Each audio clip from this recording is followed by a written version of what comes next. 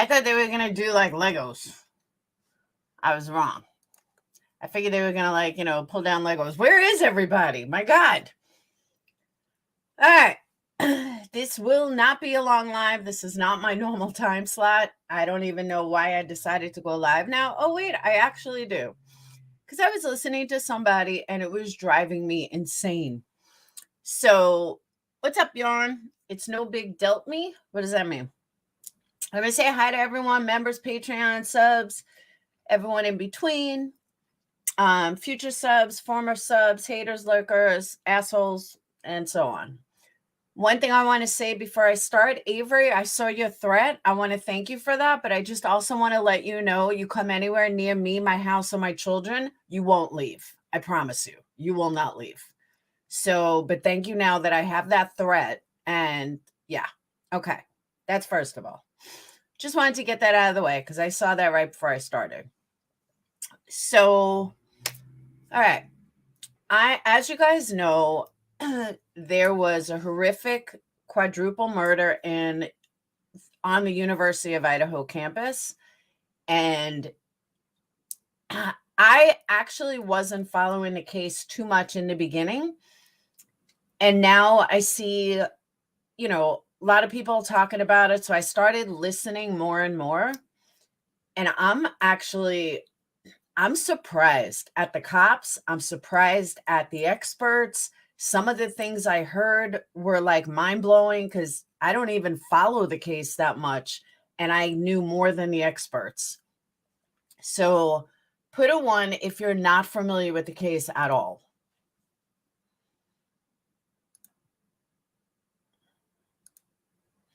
Oh, the male that was murdered was from Washington?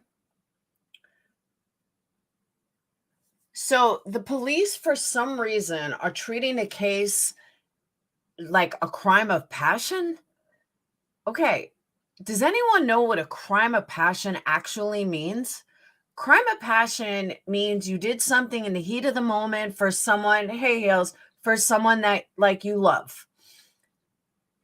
Crime of passion is not some stranger or even some friend who walks in and kills 4 people. And I don't even understand where they came up with this crime of passion thing. And I'm going to play everything that I'm talking about. I just want to show you guys like what's on my mind, where I got it from and why I'm where I'm at. Then you have another expert who said it could be a satanic cult. What? Where is the evidence that this is a satanic cult or some satanic cult ritual?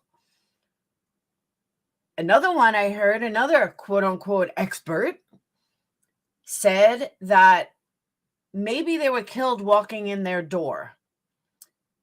No, they were killed in their beds while they were allegedly sleeping. Then you have the cops that turned around and said, and let me show both sides of this. All right. So the cops said that they believe there's one sole killer. And mind you, let me just rephrase. I am cramming a lot of stuff into a very, very short time frame because this isn't my normal time to go live. I just wanted to get this off my chest. So if you are kind of lost at what I'm saying, it'll all make sense in a little while, but I am kind of speeding it along because I really got a lot to do. But I had to get this off my chest. So another expert, a cop, said that he believes there's one sole killer. Okay. Now, how would the police grab that there's, or come to the conclusion that there's one sole killer? Okay, there's one knife. You know, 3 killers are not going to be like, hey, give me the knife now, I'm going to stab them. So I understand where they're at with the only one knife, but that doesn't mean there weren't 4 people there. What I mean by that is, who's to say that 3 people weren't holding down these people and then there was one actual killer? There may not be one sole person. Every case seems to be nutty lately, Phil. You know, now they're putting out there's not a threat to the community. How do you know there's not a threat to the community if you don't know who the killer is? This is the stuff that makes no sense to me. And then you have the experts adding this insult to injury, basically, because I feel like they're dumber than dumb. Now, and I'm going to play all this. I understand that the cops did say something while I was doing something, and I agree with them. Is that, no, I think it's just from the knife, Pyra. That's my guess, that it's just from the knife. Is that why would you tell everybody that the community is not a threat anymore? And why were there 2 roommates that were there that nobody hurt? That's fucking odd. It didn't happen. All 4 were killed in their bed. It did not happen when 2 people walked in the door because they were killed in their bed. Then you have the court TV expert, the news reporter, who's so excited because there was a light on with CSI,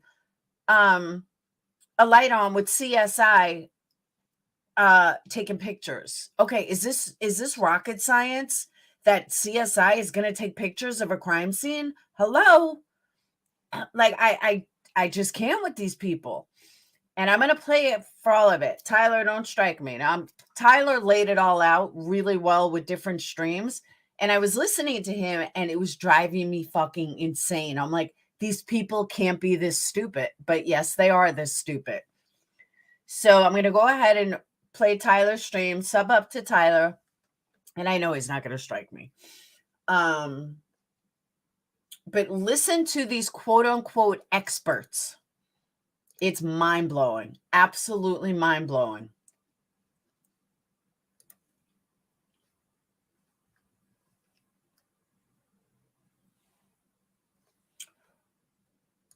I don't like YouTube's new thing. I don't like where you got to search out where it says live instead of videos being on the front page. I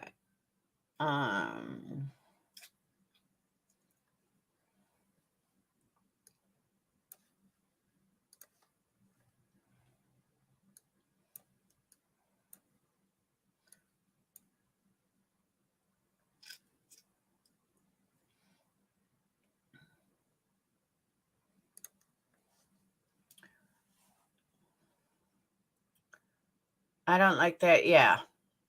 It's dumb. All right.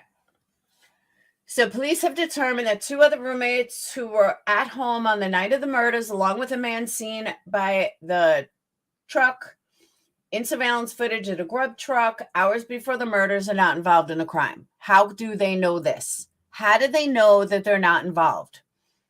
Now, the cops did say, and I can't disagree with them, that they are keeping it quiet because there are certain details that only the killer would know. So when they interview people, they don't want to give too much info to the press or to the media because of this information. I absolutely agree with that. And I'm giving them a little leeway on stuff because of that. But how do they know these people aren't involved? If you don't, I'm a big believer. If you don't know who did it, you can't say who didn't do it. And that's what I don't get about all of this. How can you say, I mean, if my kid went to school there, they would be done, gone, finished. The door was wide open.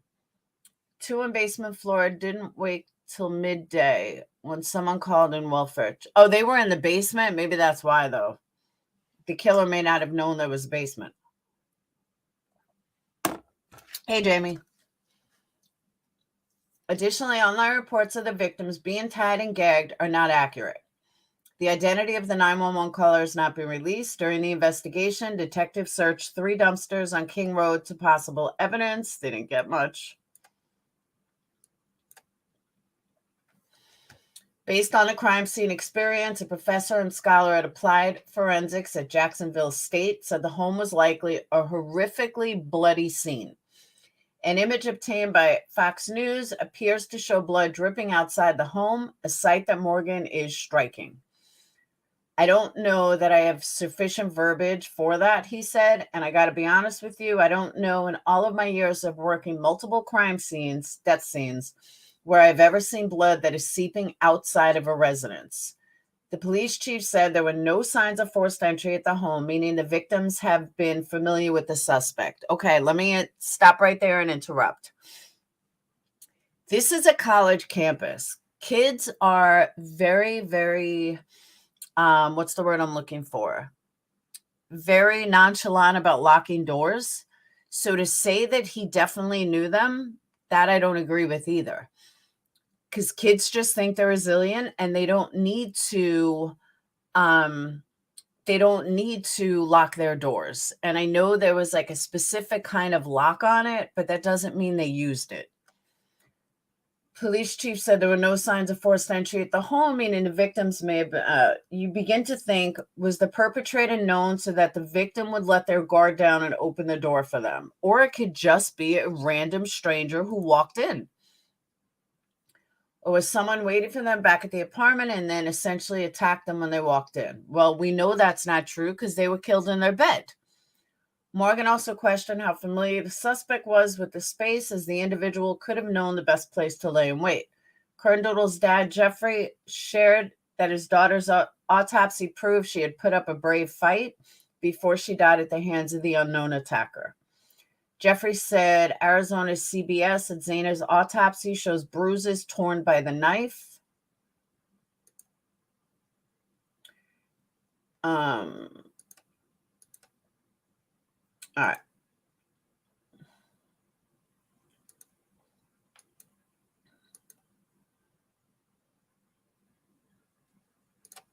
The title is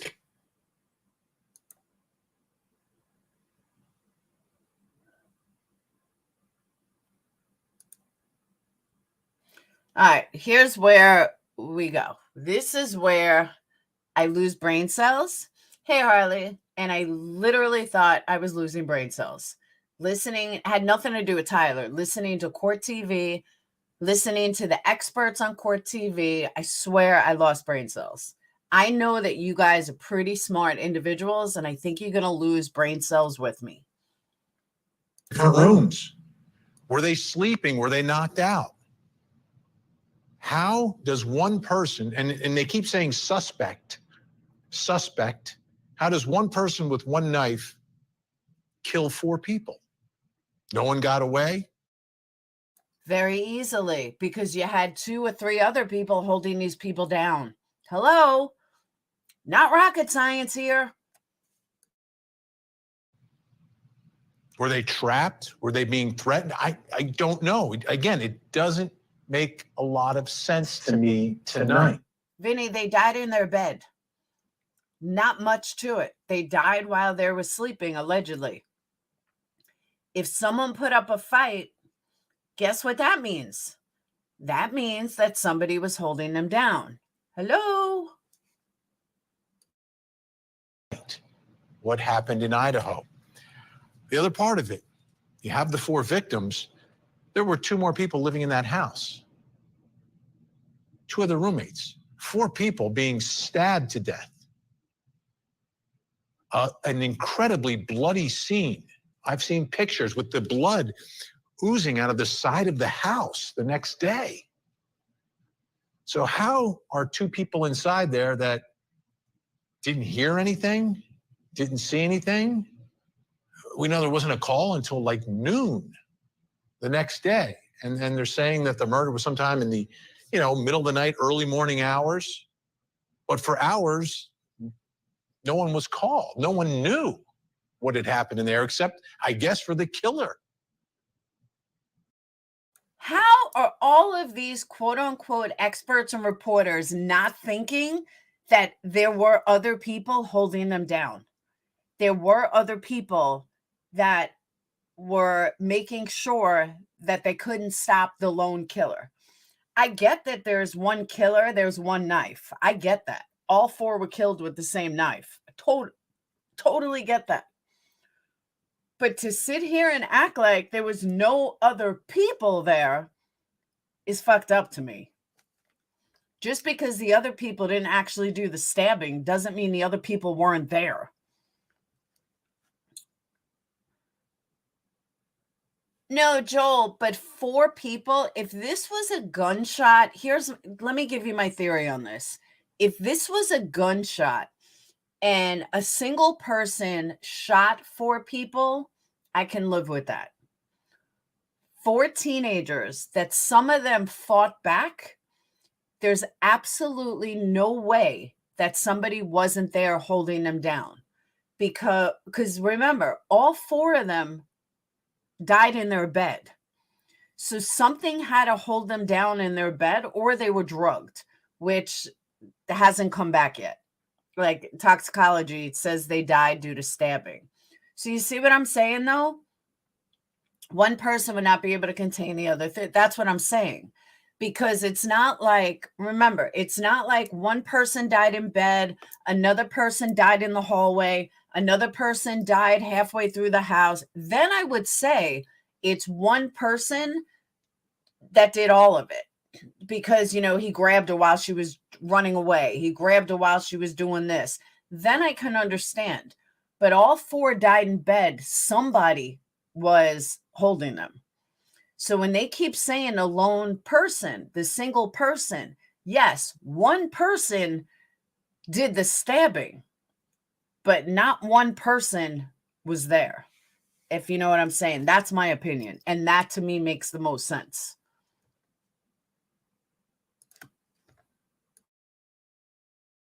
Who took off? It's a lot of questions. But the one thing to me that is very clear is that there's a lot of fear tonight.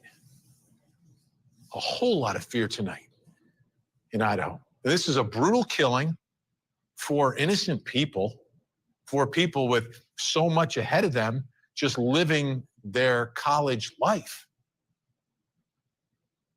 I mean, so many of us have done exactly what they were doing, right? You're in college. All right, let me say this. Even if it was someone they trusted, there was a boyfriend and a girlfriend sleeping together. They were both in the same bed. They both died in the same bed. You're going to tell me that one of them wasn't being held down while the other one was being murdered? Not buying that. Nope. Sorry. That doesn't happen. One person was being held down and couldn't move while they were stabbing the other one. Then when they were stabbing the other one, the killer caught the heart or neck. Yeah, but remember, both people died in the bed. So that means that they couldn't move when one of them was being stabbed. If one of them was being stabbed and the other one was like halfway out of the bed, that would make sense. But not with 2 people dying in bed. 2 people have defensive wounds. could not have been killed at the same time. I mean, they could have if you went stab one, stab two, stab one, stab two. But I mean, who does that? I doubt anybody's going to kill like that. So it all said the male had defense wounds. He tried to fight back. And while he was fighting back, the other one could have, moved unless she was being held down. That's the only way she could not move, if she was being held down. Again, if she would have died in the hallway, if she would have died on the floor, if she would have died showing any kind of signs that she tried to do something, I'll go with that theory. But that's not what happened. College, this year we're going to live off campus. Or, yeah, we're going to get an apartment, a house. Yeah, 4 of us, 6 of us will get it. We'll split the rent up. We'll get something close to campus so we can walk back and forth, take our bikes, quick car ride if we need to. And it'll be fun. It'll be fun. We'll have a kitchen. We'll cook a little bit. We'll go out. We'll start to grow up.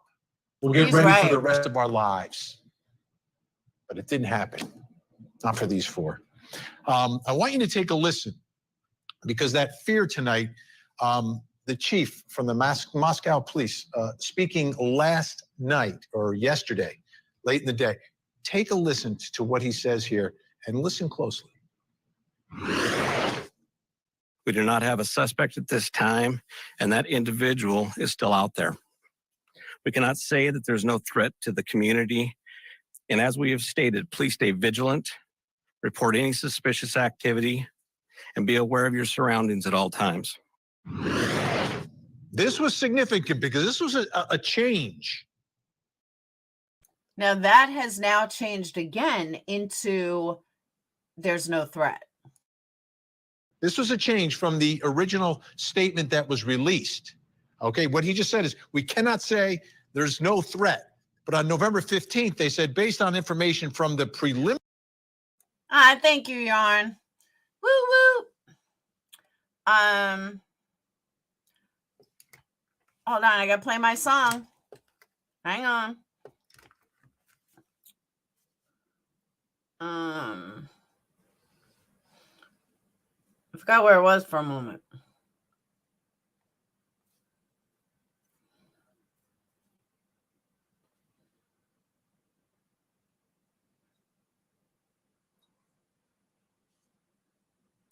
It's not working. All right. I have to get you after with the song. Preliminary investigation. Investigators believe this was an isolated, targeted attack, and there is no immediate threat to the community at large. I don't know how you can say that if you don't have a suspect. Or you do have a suspect, you just don't have him in custody. You know who did it, but he's not in custody, or she's not in custody, or they're not in custody. I believe they know a lot more than they have said. I believe that. And that was probably the reason for this original statement. But there's a killer still out there, and nobody knows who he or she or they are tonight. Let me bring in my guests. Joining me in Boise, Idaho, reporter with the Idaho Statesman, Sally Krudzig, is with us. And in Salt Lake City, Utah, retired police commander and host of the Profiling Evil podcast. Check it out on YouTube. Mike King is with us. Great to see you, Mike. Mike, I'm going to start with Sally. Sally,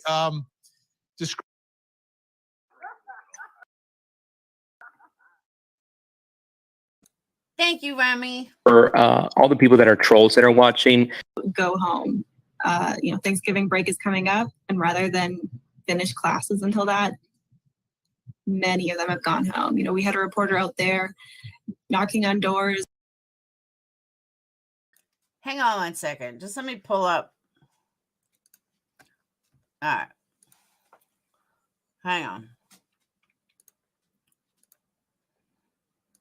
I should have been prepared. In the neighborhood, and it was really hard to find anyone because so many of those homes are rented out by students, and they've all gone home. They've left. I want you to take a look at Autumn. Everybody aboard! Everyone jump on that super chat train! Woo-hoo!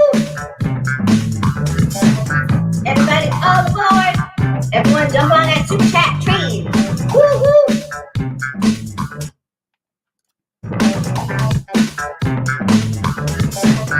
Everybody all aboard. Everyone jump on that super chat train. Woo-hoo! Everybody all aboard. Everyone jump on that super chat train. Woo-hoo! There you go. There's your 2 songs. It is 70s porn music. Isn't that great, though? Again, thank you, Mother Bear, for that awesome clip. All right, now back to this.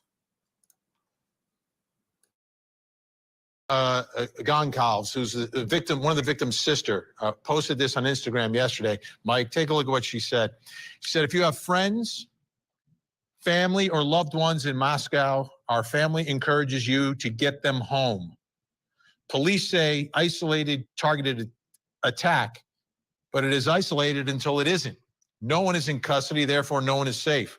Whoever did this to... I mean, yeah, if I was a parent that had a student, I would definitely be... If we ought to be really looking at how much risk we take when we decide, oh, I know it's dark and I know there's a group of people over there or there's a suspicious looking car, but I don't want to sound stupid, so I'm going to just go and hope I get to my car in time.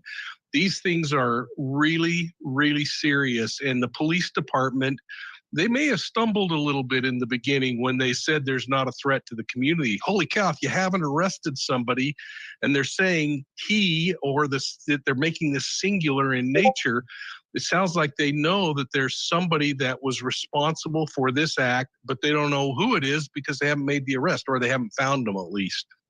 And Mike, if they knew who it was and they were trying to find that person, would they tell the public, or would there be a reason to withhold that? If they knew who they're looking for, is there ever a reason to withhold that information while you're searching for this person?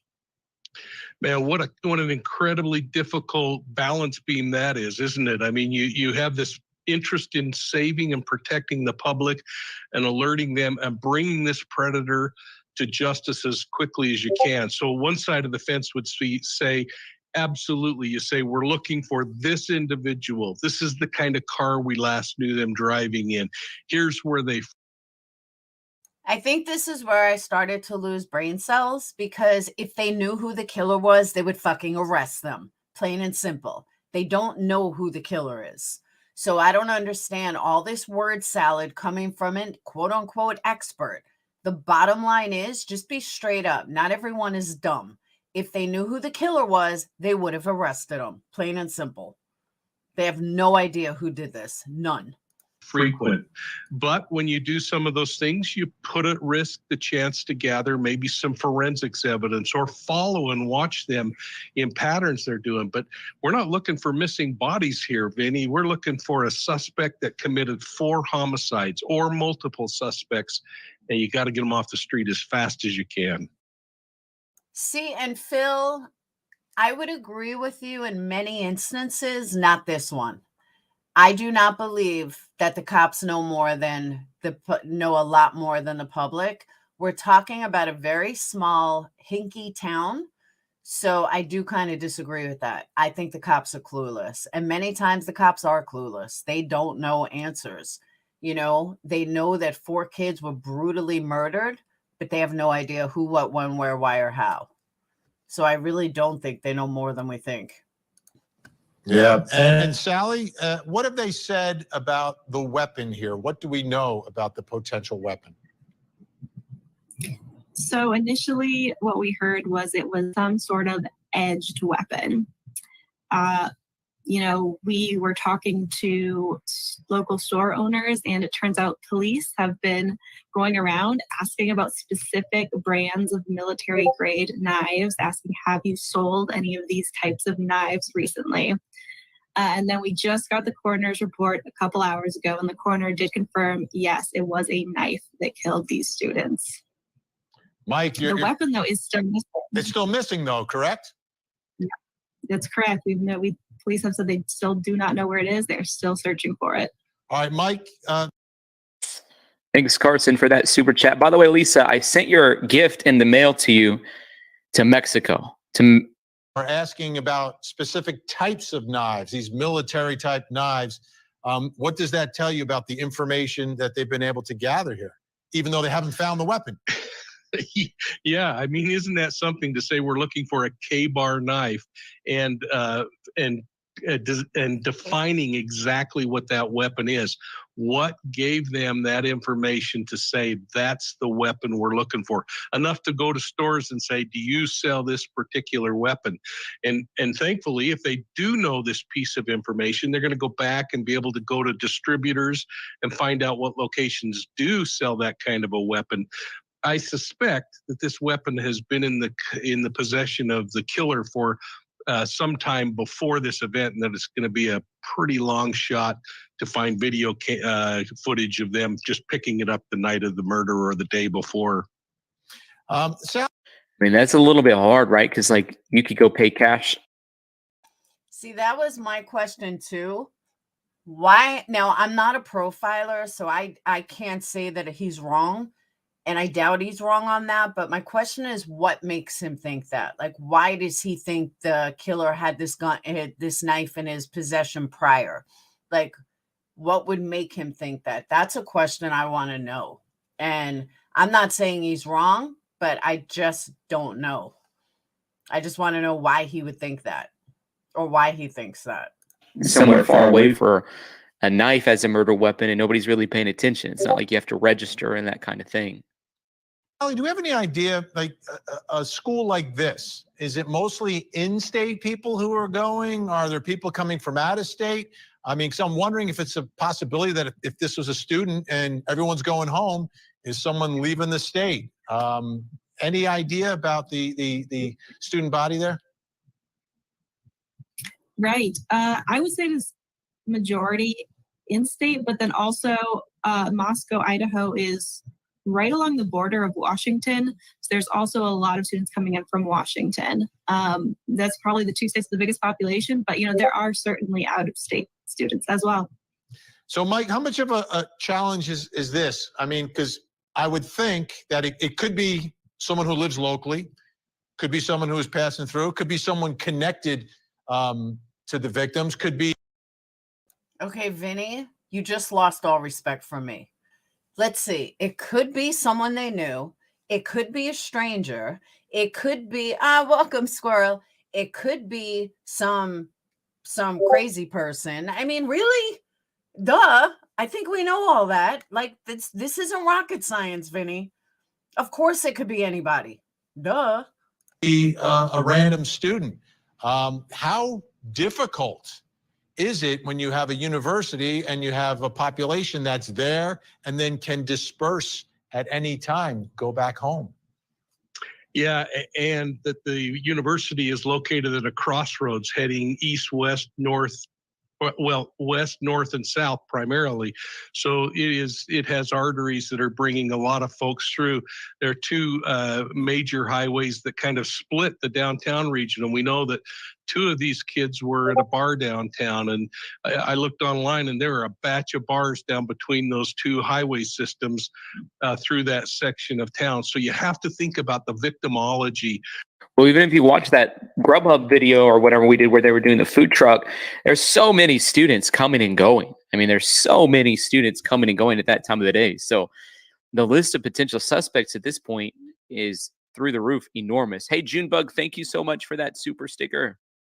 But the one thing we know about victimology, and we've talked about it a bunch of times, Vinny, is that while we might say somebody who's low risk is generally hurt by somebody known to them, once they step out of that zone and start doing changing their environment or their circumstance, going out and partying all night, driving around, going to food trucks in the early morning hours, and this certainly isn't victim shaming. These kids did not deserve this.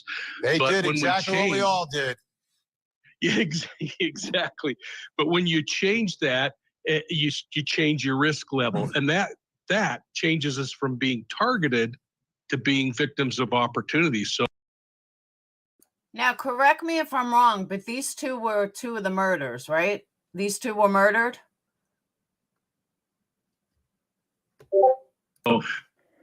Yeah, that's a good point. Like, what's the difference between being targeted versus victims of Wounds are on these victims, whether they're defensive wounds or otherwise. And I think we'll probably get into some of that, but that's what's really going to start bringing this thing together. All right, our guest, Sally Krutzig from the Idaho Statesman, Mike King staying with us. We're going to take you inside that murder house coming up. But first, coming up next hour, ordering food at the food truck. They stream it on an app called Twitch, Grub Truckers on Twitch. So there's so much video of them there that night. And from there, here's the route that they may have taken, going from the food truck, Main Street, downtown Moscow, to their home. And it's about 1.2 miles away. Now, if you're going to walk it, it's probably about 23 minutes or so. I guess you could walk it, you could drive it, you could Uber it, however you're going to do it. But that's from where they were last seen on that video, back to the house where they were murdered. That's two of the victims. Here's the... It happened last weekend. Sunday, they were called, I believe. Chief talking about the other two, Ethan and Zana. As we continue our investigation, we have learned that Ethan and Xana were at a party on campus, and Madison and Kaylee were at a downtown bar. They arrived home sometime after 1:45. We know that these homicides occurred in the early morning hours of Sunday, November 13th. Around noon, Moscow officers received a call of an unconscious person. Officers discovered the bodies of Ethan Chapin. I would like. That's the other thing I don't understand. What do you mean they found someone called about an unconscious person? Whoever called, did they not see the bloody crime scene? What do they mean, unconscious person? That's the other thing that doesn't make sense to me and is shady to me. Who's unconscious? Because you would think that if you saw one of your friends murdered or one of your roommates murdered, you would go check the other roommates to see if they're dead too. So I don't know. For some reason, I have a feeling the killer was the 911 caller, or one of the people that were there that held him down was the 911 caller. See, they say the roommates called. That's what I'm saying. But wouldn't you check the other roommates? Why would you say someone was unconscious when there was blood everywhere? Someone was in the front yard unconscious. Aha. Okay. That makes sense then. Now, if there was somebody in the front yard, was there someone in the front yard? See, like I said, I haven't followed this from jump. So I'm only coming in this late. And I wouldn't have even started talking about it if I wasn't listening to Tyler's stream. Okay, there was nobody in the front yard. I didn't think so.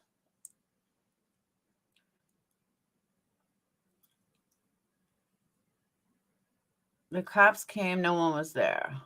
I'm telling you, I have a feeling that it was the person that's connected to this is the one that called. Like to know who made that 911 call and if we could have access to that 911 call. Xana Kernodle, Madison Mogan, and Kaylee Goncalves inside the residence on King Road. The four were stabbed with a knife, but no weapon has been located at this time. I've got some images to show you of the actual home because it was listed for rent on apartments.com, and you can see what it is. The way it's described is recently remodeled, but it was a 6-bedroom, 3-bath home. But it was 3 levels. And each level, the first level, second level, third level, described as having 2 bedrooms and 1 bathroom. So an interesting layout in this house, but again, multi-leveled, 3 different levels, each level with 2 bedrooms and 1 bathroom. So 6-bed, 3-bath total. But you can see some of the images of it that were online. A nice little place for college kids. Are you kidding me? But it raises some questions, you know, both where the house is located towards the food truck, and then what's going on inside. Because as we know, 4 murder victims, but 2 other roommates also in the house. That's what's been described to us. Let's bring back in our guests, Sally Kruzig, Idaho Statesman reporter, Mike King, retired police commander, host of Profiling Evil on YouTube. Sally, do we know if Kaylee and Madison walked or drove from the food trucks back to the house that night? So we have not had police confirmation of this, but Kaylee's sister has publicly said that they Ubered. They took an Uber to the bar. Police came out and said a statement. I'll put it on the screen in just a second, but that Kaylee and Madison used a private party for the ride home. And a private party, I don't know if that counts as like the statement that they made. An Uber would be a private party. Private party. I don't know if that counts as Uber because it'd be a public company, right? So when I hear the word private party, it's like some different individual, sort of what I'm thinking. Went to a food truck downtown and then took an Uber to their home. And that would make sense because I think in that food truck video, you see them checking their phone. So if your Uber shows up, you're gonna check your phone, and then you know when it's here. Let me ask you, Mike King.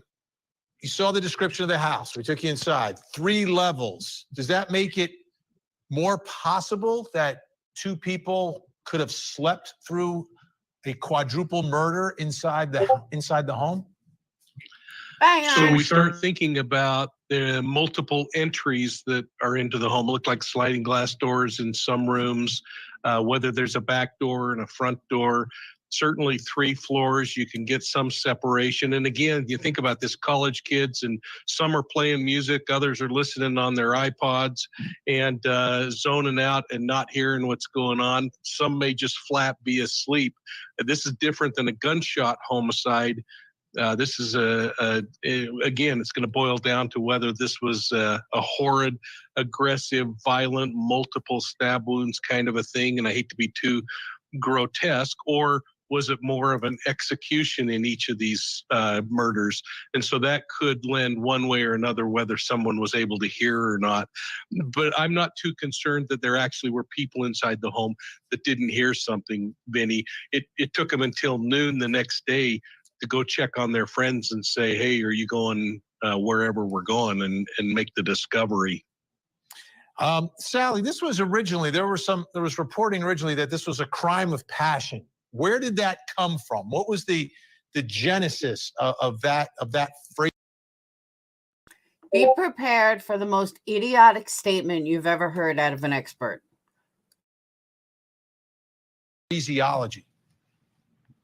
Right. So that originally came from the New York Times interviewed the mayor, and the mayor used that phrase, crime of passion. I spoke to him a couple hours after that, and he, was definitely pulling back on that statement. He said, I shouldn't have speculated. I was just putting out examples of what it could be. I could have said burglary. I could have said anything. I said crime of passion, but I don't know. And, I spoke to Ethan's mother, and she said she's been hurt by a lot of the rumors that have come out. People hear crime of passion, they start speculating, well, who? I was thinking that, Miss Lacey J. It seems like between Georgia and Idaho, we've certainly been busy the past couple. Say crime of passion, that has a meaning. I mean, there's an attachment to it, and it would become a big part of the investigation. Is it possible investigators would speak quickly with the mayor, and then all of a sudden the mayor slipped something out that he shouldn't have slipped out? Or do you think the mayor was just speaking out of turn?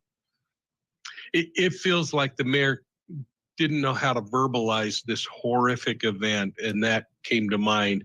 If this were a crime of passion, it would most likely be focused on one individual. That means that 3 additional people just happened to be in the wrong place at the wrong time, and the bad guy who's involved in this passionate murder couldn't get out without executing others. it makes you worry a whole lot more about what fantasies are going on in the predator's mind in this particular case, Vinny, that it was more systematic in nature. And holy cow. When you say imagine systematic, do you mean that they would have to be sleeping, or they would be in such a position that like they're afraid to move because he's threatening to do something and then acts quickly? Yeah, I think we have to consider that. We have to consider that he gains control of at least two. How about we consider a Ted Bundy wannabe and this was a serial killer? How come we're not saying that? How come nobody is saying this could be a copycat Ted Bundy, John Wayne Gacy? I mean, it happened on college campus. Maybe it's somebody that's obsessed with Ted Bundy. Why is this not a possibility? That's more likely. Maybe two come home at a later time because we know they split up, but that somehow he gains control. And I'm saying he because the police and others have indicated the he. We don't know who it is, but that he gains control of them in some way. And I'll tell you, that control could be very easy. Listen, I'm going to just tie you up and gag you so that I can steal something. And normal people like you and me are thinking, Dreamcatcher, the only reason I don't think that's true is because there were defensive wounds on a lot of them. So they definitely fought back. If he automatically cut their necks, they wouldn't have had defensive wounds. So that's why I don't think it was an easy slice. you can do whatever you got to do and get out of my house. But then once he's got control, he can do it in any method and manner that he wants to do. And that's what's so frightening about these things. So you go back to, it really is going to play out to see what's learned in the autopsy, see the manner and the method of those executions. And that's going to tell us what the fantasy of this predator was, which I think will help identify who it is. I mean, that's what he does. He profiles evil. So he's a good one to hear about all that information. Now, here's a map that somebody sent me today, and it sort of has a timeline. So we see November 12th between 10 p.m., 10 p.m. and 1:30 a.m. Thank you for bringing that up, G of Twins. I wanted to say that. I'm glad somebody brought that up. I know that Grandma of Twins understands what I'm about to say. And I even get tears just thinking about it because I can't even fathom it. And I don't even know why I just got tears. But losing a twin or a triplet, I hear is worse than a child. I hear that when a twin loses a twin or a triplet loses, one of them, it is worse than a parent losing a child. So why I just got tears saying that, because I just think of my own twins, and as a mother of twins, as much as they fight and as much as, they're on each other, if one of them lost each other, they would never, ever be the same. They just wouldn't. Hey, Janelle, they would never be the same. So when I heard he was a triplet, I couldn't even imagine. So that's hard, especially if he was an identical twin. Or identical, yeah, because usually in triplets, there's identical twins and then there's another one. And I couldn't even imagine. Kaylee and Maddie are at the Corner Club at 202 North Main Street. 140, they stop at the Grub Truck, 318 Main Street. 145, they make it back to the residence. That's a residence is 1122 King Road, Moscow, Idaho. November 12th at 10 to 11, 8 to 9, Ethan and Xana are at the Sigma Chi party. And by 1:45, they make it back to their residence. So it's kind of interesting that Kaylee and Maddie and Ethan and Xana all make it back home around the same time. I'm interested because they had put up. And I want you to take notice, people, of what Tyler just said, that someone sent him this. Too bad none of my people send me jack shit. Hint, hint. No, I'm just kidding. Renovated. Recent updates include something I already clicked off. A crazy thing. A great number of 4 Idaho college students in their off-campus home. Police saying they've received 500 tips on the case, and the father of one of the teens stabbed to death, saying it appears his daughter tried to fight off her killer. ABC's Mola Langi has more from Idaho. This morning, police releasing new details in the gruesome killing of 4 college students at an off-campus apartment near the University of Idaho. Authorities now mapping the movements of those students prior to what they are calling a targeted attack. The timeline shows Kaylee Gonsalves and Madison Mogan at a food truck in downtown Moscow early Sunday morning. 5 minutes later, they arrive home by car service. Authorities also put Ethan Chapin and Zaina Kernodle at a fraternity party earlier that night, all making it home by 1:45 a.m. Nearly 8 hours later, a 911 call. The 4 were stabbed with a knife, but no weapon has been located at this time. Police have still not named a suspect, but this morning they are confirming significant details from the coroner, saying the 4 victims were likely asleep. Some had defensive wounds, and all were stabbed multiple times.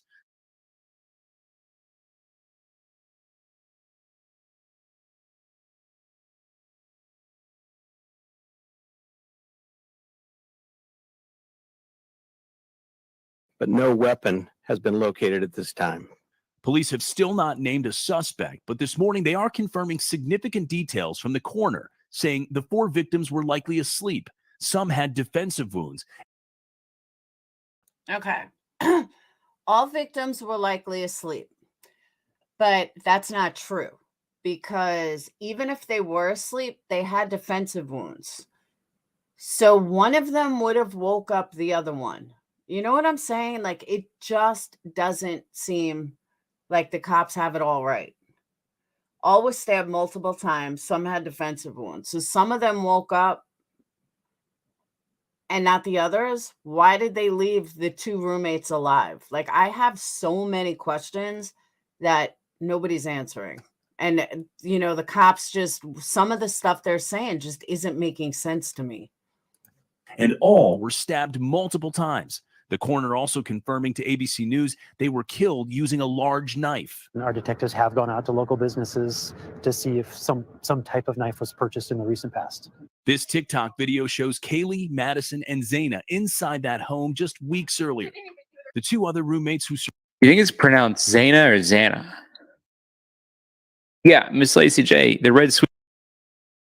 It's anime. Craig Squad. No, Zanime killed her. Zanime and Tony.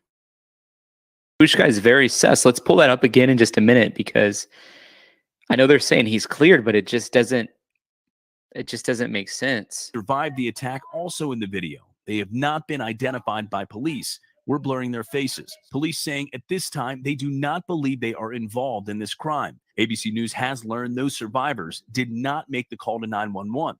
A family spokesperson for one of those roommates telling us exclusively she is traumatized and working with the FBI, and the victims' families still looking for answers. 20-year-old Zaina Kernodle's father telling a local Arizona news station that he believes his daughter fought her killer to the very end. Bruises, you know, maybe hurt by the knife or whatever. She's a tough kid. My gosh, it's so hard to hear this. Now we begin. We are also learning that 2 other roommates were home at the time of the murders. Investigators are speaking with those 2 students, with Idaho State Police saying that they are, quote, potentially the key to this whole thing. Meantime, the heartbroken father of Zaina Kernodle has revealed that his daughter's body showed signs she had tried to defend herself. Heartbreaking. Lula, thank you for your super chat. You said the jacket that one of the girls in line. Just across the border from Washington State University, Moscow, Idaho has a How many students attend Washington State University?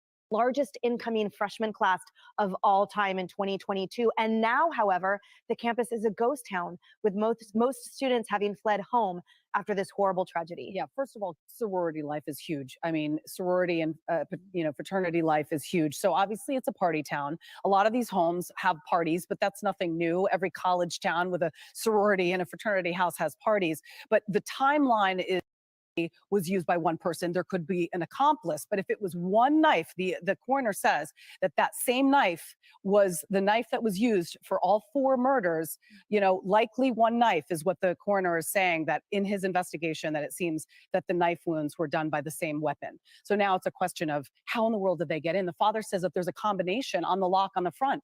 So somehow maybe they got around the side and the sliding glass door was open, he suspects. But it's really concerning. And I absolutely think that the school should lock down until they catch whoever or whomever, you know, 1 or 2 people or more did this. So many unanswered questions. And Kaylee, 3 of those victims are from Coeur d'Alene, Idaho. That's also a small community. And this town, to your point, yeah, it is a college town, but it's small. It is close knit. It was cold there on that night, and there's a lot of sort of really tragic and heartbreaking images coming out of this. The footage that we have, blood dripping out of the side of the home. I can't imagine what these families are going through. And now I know this is a long shot, but I just want to put out there the reality that if your roommate dies, you automatically get an A for the end of the year. So I'm not saying it's possible. I'm not saying that it's probable, but there is a chance the roommates paid somebody to do this, so they will graduate with high honors. I don't know. I'm not saying it's probable, but it's possible. If you want to not rule out anything, that is a possibility. It's happened before. I just find it really odd that the 2 roommates upstairs, nothing happened to them. That just seems odd.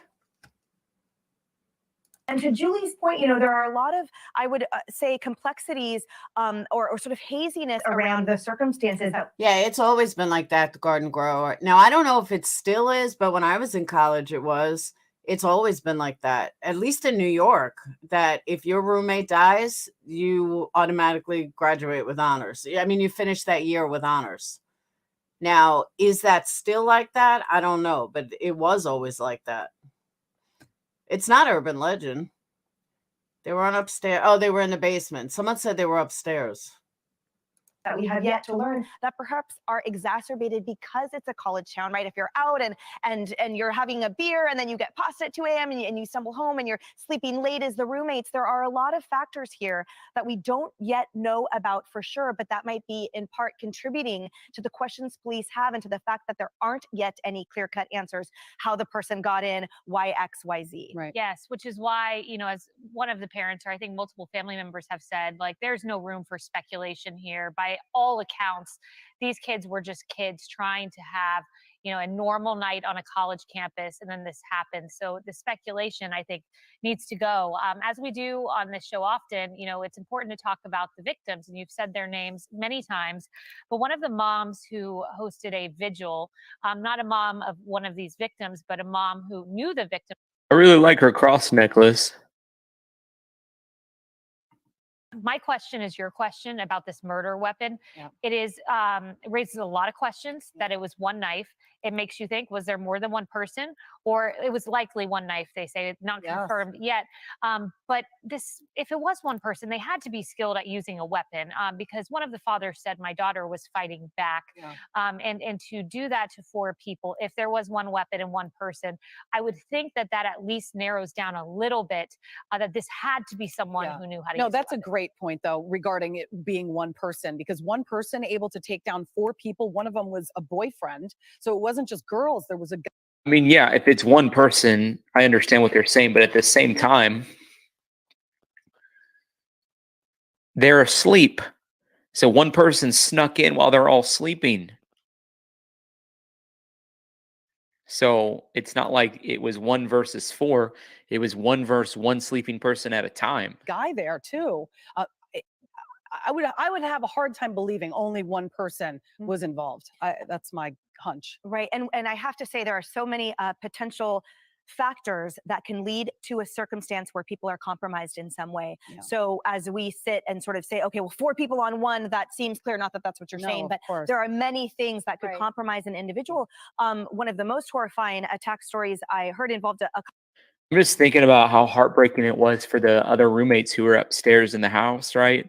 And they wake up Sunday 11 a.m. or whatever time, or noon, come downstairs and like look for their friends, and they seen what police officers who are used to investigating this horrifying stuff say is the worst thing they ever seen, how traumatizing it has to be for the other two girls that are living in the house. I mean, we really need to consider that and continue to pray for them, because it's absolutely mind-boggling, heartbreaking, all of the above that being attacked. The husband was a firefighter and a CrossFit instructor, and yet he needed help from the wife, because in those moments, there are certain injuries if you sustain and all of a sudden you're rendered vulnerable, you have one hand.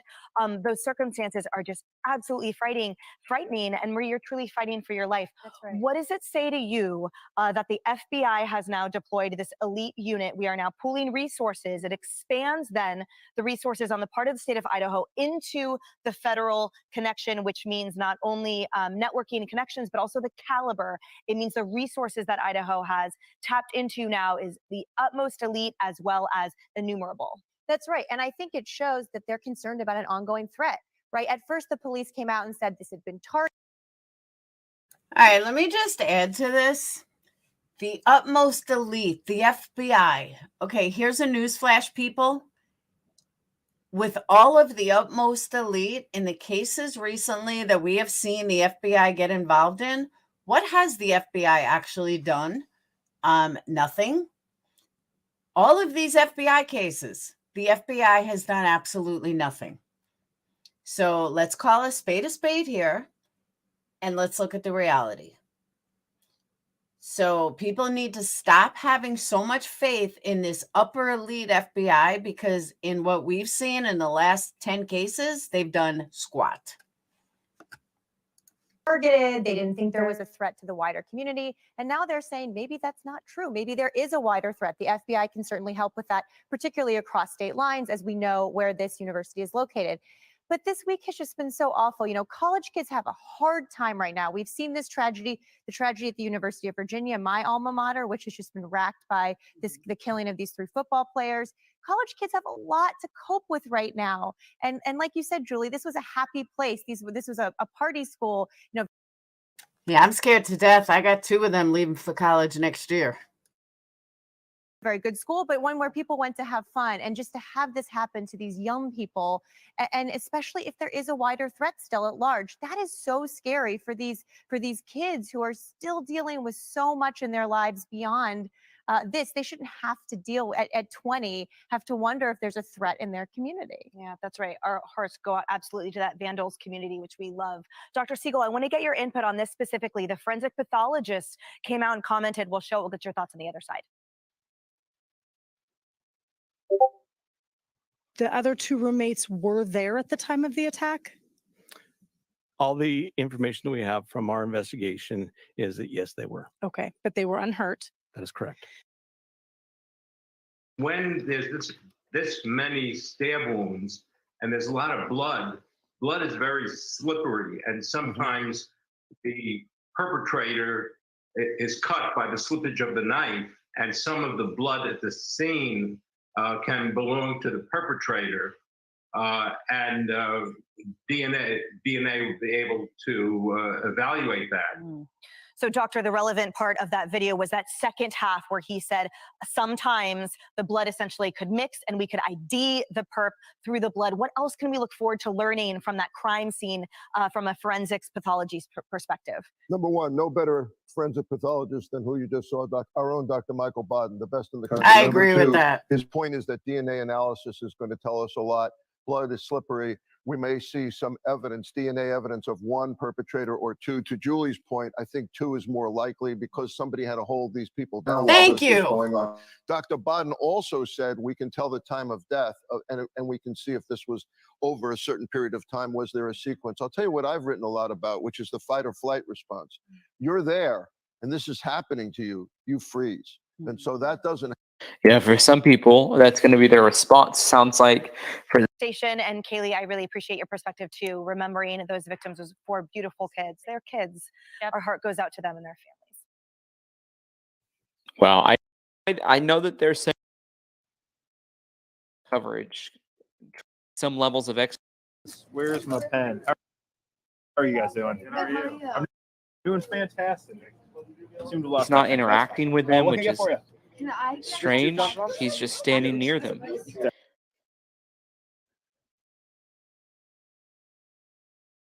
Definitely. I get thank you. And then pork tacos. Oh yeah. How many pork tacos would you like? Just come with one. It's one, but they're like 6 to 7 ounce tacos. They're not like small little street tacos. I normally eat 2, 3 is a lot for me. So one would be fine if I was getting. Okay, my question is, who are they talking about? This guy? Which guy is just standing by himself? Because this guy's just waiting online. That's why I'm wondering who they're talking about. Because everyone else is coupled up.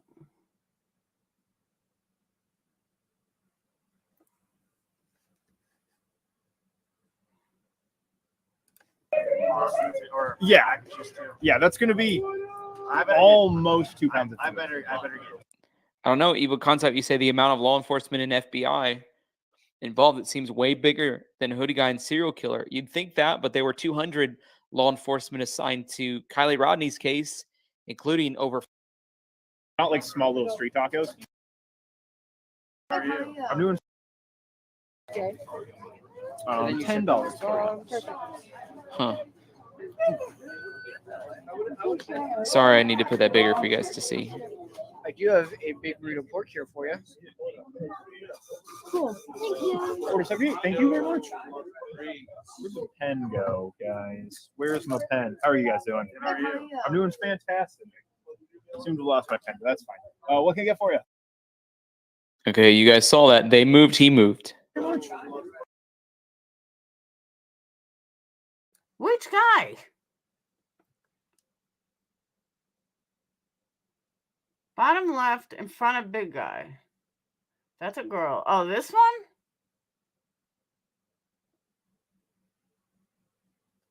one? Bottom left, this guy?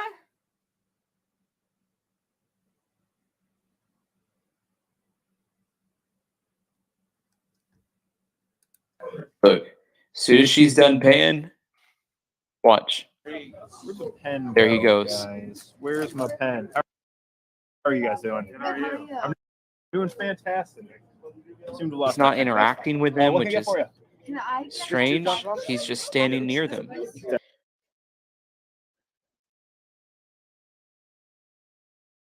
Definitely. I get Serial killer. You'd think. Hello. Hello. I need 2 chicken burritos with extra slaw. 2 chicken burritos with extra.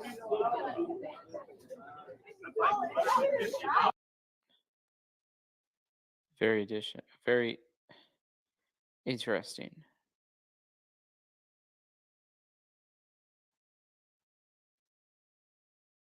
He's very sus to me. He moves with them. He's keeping eyes on them. He appears. $19 for you. I know I have a $6 waiting for me. I would like to use it. Awesome. So, What's your reward? There you go. Fuck, I just hit your jacket. Sorry, man. Yeah. $13. Hell yeah. Worth it. Oh, always. I don't know. I don't find him that suspicious. Both up screens, mid screen, taking chicken. I don't know. I don't find it that suspect.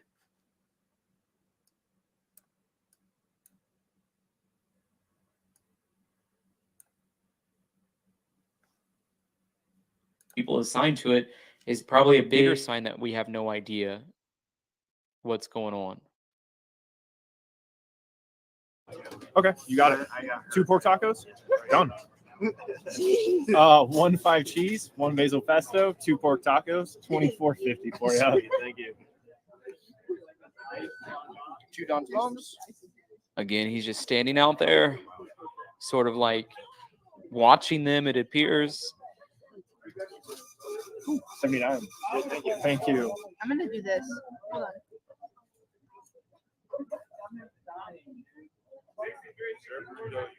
If we decide, since we listed. Oh, At some point, he starts bowing down to the People have fallen over for you. Sorry, I'm guy in the talking tank to top. screen. Oh, you're so good. Absolutely. Thank you. How are you doing? Pretty good. I'm doing extremely well. What sounds good? Can I get a big burrito? Yeah. For the big burrito, would you like pork or chicken? Chicken. Got it. And then you said a Mountain Dew? Yes, please. Excellent. Okay, so everyone's saying he's not talking anymore, but he's talking to this other dude in the other hat, in the black hat. Big burrito chicken and a Mountain Dew. We're gonna do $11.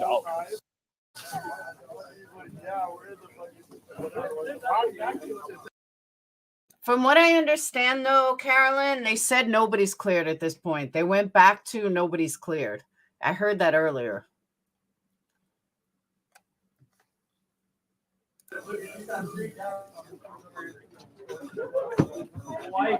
Here's Mountain Dew and order 80. Thank you very much. Hello. I need 2 chicken burritos with extra slaw. 2 chicken burritos with extra slaw. I'll also put this out there. I don't think a kid did this. I really don't. I don't think this was a kid. Very addition. Order 81. Thank you.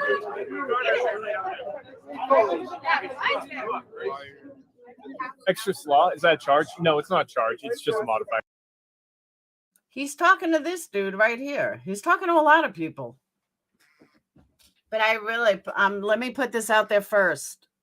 I don't think this was a kid that did this. I think this was a Ted Bundy wannabe. And I think the cops are going to be blown away. Oh, they have Apple Pay. How's We your have night going? Apple Pay, right? Of course we do. Of course you have Apple Pay. Yes. Hi, camera. Okay. Chicken taco. Now that one guy's, you know, I'll talking do to the him. 5 cheese mac and cheese. Okay. No, please. No, I'm getting it no matter what. I'm like, please, keep leaning. We'll do 2 5 cheese. Like, I'm adding 2 or you're making it, it's now 2. Oh, Sorry. 2. You're adding 2. Excellent. Gotcha. Okay. Anything else? 3? If that dude's not there to get food, what is he there for? Okay. You got it. So I have a chicken taco and 3 5 cheese mac and cheese. Okay. $27.75. Hey. How many apples in the mac of the week? 0, TJ. 0.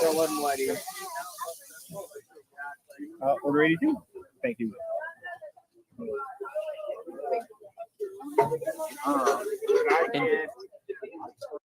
And people are saying that the girls took Uber home, but the police didn't say Uber, for example. They said a private ride. And it makes me think, too, that I was letting Time to start the old car. It's been a while since this engine started. Let's see if it starts.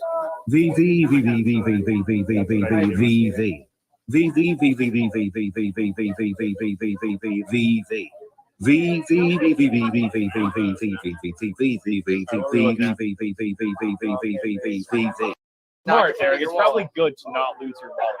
Guys, fuck yeah, great ticket times. Honestly, like Luke, Tebow, really solid.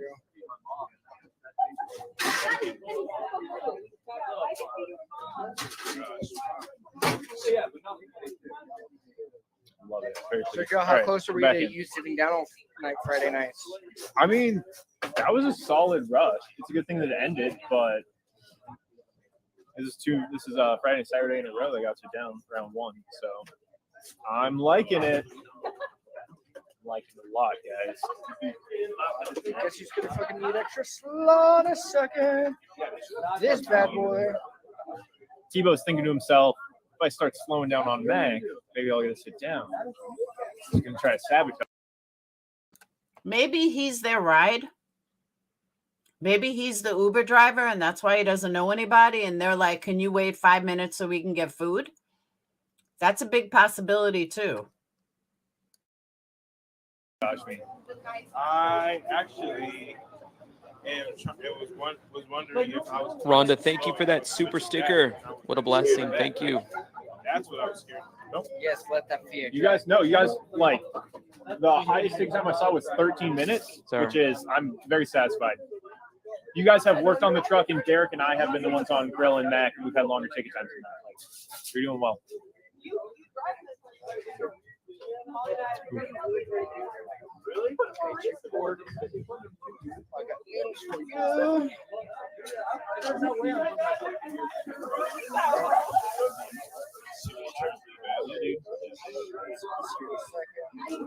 Hell yeah. All right, what I missed? Reduce, reuse, malls. Yeah. I get someone. Then like they want their numbers to be called. Are you knowing that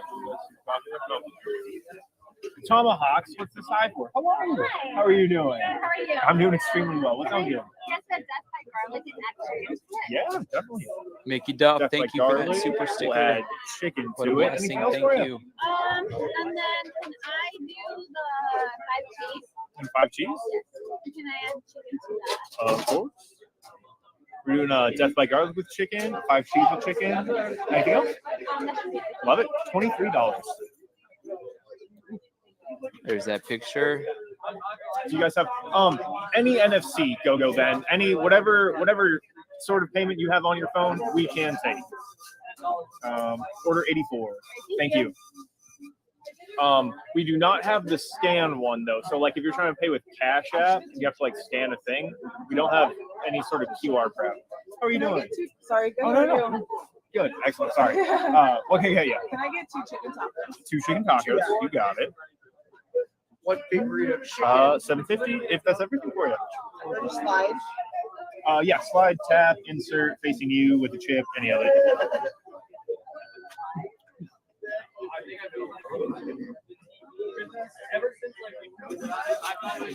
Order 85. Thank you. Can I do the big burrito? But I know it's really good fries and cheese sauce. Can I get it with that? That's Chipotle small. Yes, you absolutely can. And then without the onion salsa. No salsa. They're gone. Do you guys have sour cream? I get it with that. It's interesting too because these girls take the picture, and then the big dude who's talking to the guy. Watch this. You can see that this guy's kind of got an eye on these girls, right? And it just so happens that he points at the girls. The girls seem to hurry off. Look at her. She looks like she's running, doesn't it? Watch this.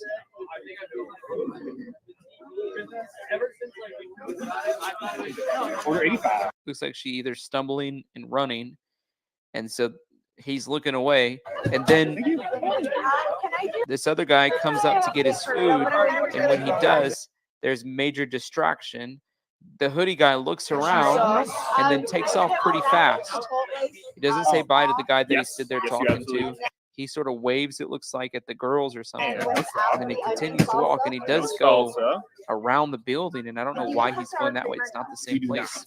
But I don't know how the parking situation is there. Maybe we can pull that up real fast on the map, because I think I have the address to that. I mean, there could be multiple predators, but there certainly would. That is interesting, though. That's definitely interesting. I'm not gonna lie. That's interesting. Yeah, but Amanda, I'll go back to what I said earlier. They can't clear anybody until they know who it is. Like, how could they say who it's not unless there's footage of him being at his house? I don't know, but still, I just don't know how they can clear anybody if they don't know who it is. Be evidence to support if there were multiple predators that took part in the slaying of these victims. So that's going to be kind of interesting. We also know that they believe there was a single person, and that single person was using a K-bar knife. That's really significant to me, and I don't know where it's coming from and why the police are saying it, but we can chalk it up to one of those things that we know right now. And we know this. We know that there were 2 other roommates in the home at the time of the murder, and they weren't hurt. What we don't know is why weren't they hurt? Why weren't they able to hear what was going on?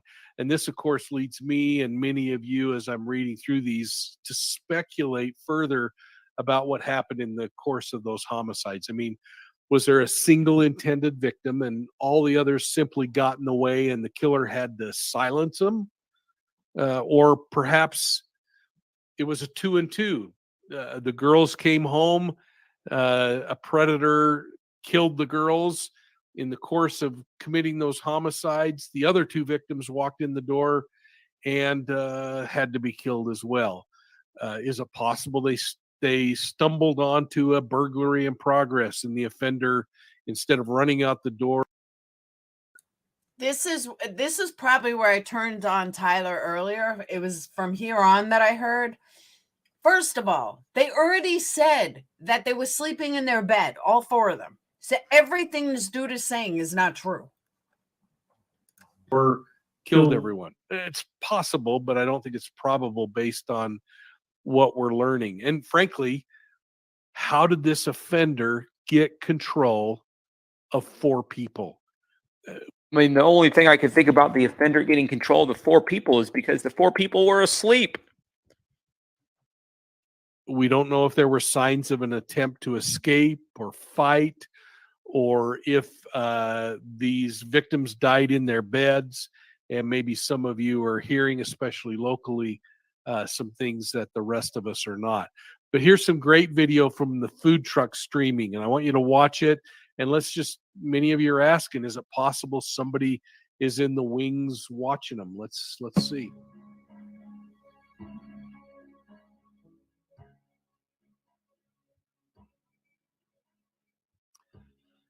Now there's audio. Oh, now that makes sense. The video came out for the coroner released. All right, so this is all old. All right, so let me fast forward them, because I really don't have much longer anyway. In this crime. Additionally, we learned from the police this evening that any rumors that these victims had been tied. Painter. Senior from Rathdrum. This is a pretty traumatic situation for our campus community. Dean of Students Blaine Eccles says news of the suspected homicide shocked the Vandal community. This is rocking their world. Many of them come from small communities where things like this have never happened. He says drop-in counseling is available to students at any time. He recognizes that many students have already returned home early for the upcoming holiday. People need to navigate through this situation in the way that best suits them. If students need to go home, be closer with their families, want to return home, I support them in doing that. We're going to support them in doing that. Support for U of I goes beyond the university campus. Businesses throughout the city of Moscow are offering prayers and thoughts for the Vandal community. And because Moscow is a tight-knit community with a strong relationship with the university, this response isn't a surprise to Mayor Art Bedich. I feel very badly for them, and not just for the victims, but everybody else who's a friend and associate with those people. He told me he was shocked by the news about what he's calling a senseless act of violence. This is stuff that shouldn't happen, especially in a small, quiet town like Moscow is, where we're heavily involved with the university. And these are things that affect not just town, but the university, the students, lends everybody to a sense of insecurity about what's going on here and why. And it's a very tragic and sad situation all around. In speaking with Kaylee Gonzalez's mother and sister, they tell me Kaylee was a strong and passionate go-getter. She even already had a job lined up in the tech industry after graduation. Kaylee was one of 5 Gonzalez's children. Guys, I'm switching over to Court TV because they have a brand new video coming out right now. Continuing into the murder of 4 college students. Court TV legal correspondent Chanley Painter is joining us live tonight from outside that home. Chanley, you've been there all day, all night. What's happening? Hey, Vinny, I have some new updates from when I was on with you last, and that is the photographers, the crime scene. All right, guys, this is interesting. Annie, I keep forgetting who you are in Discord. This is really interesting. So hold on, let me pull it up.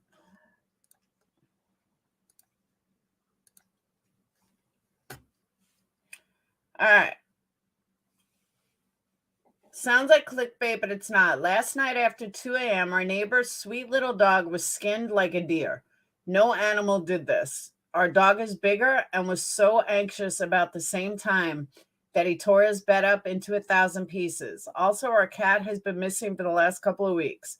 Not sure if it's tied to Halloween, and I don't really care. I'll be chambering all my firearms, and I would suggest everyone else in North Moscow do the same. All right, this was October 22nd. This is the same area. So my Ted Bundy possibility could be correct. This definitely could be a serial killer, and I don't know why they're not putting it as such. Oh, Stacy, maybe that's why, or a psychopath though. But maybe that's where the serial killer, I'm not serial killer, the satanic cult ritual thing came from. But yeah, this was October 22nd. Good job on finding this. What's her name? True Crime. I can't think of her name all of a sudden. What's her name? You guys know who this is. I forget. Oh, I forgot her name. No.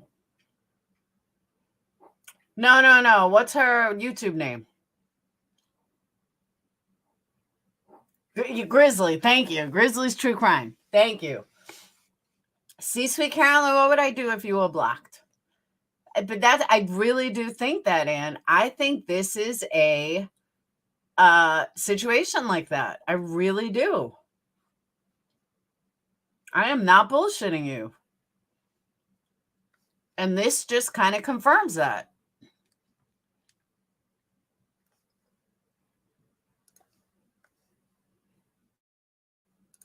Investigators still inside this home at the time, because we can literally see them through the second-story window in their crime scene suits.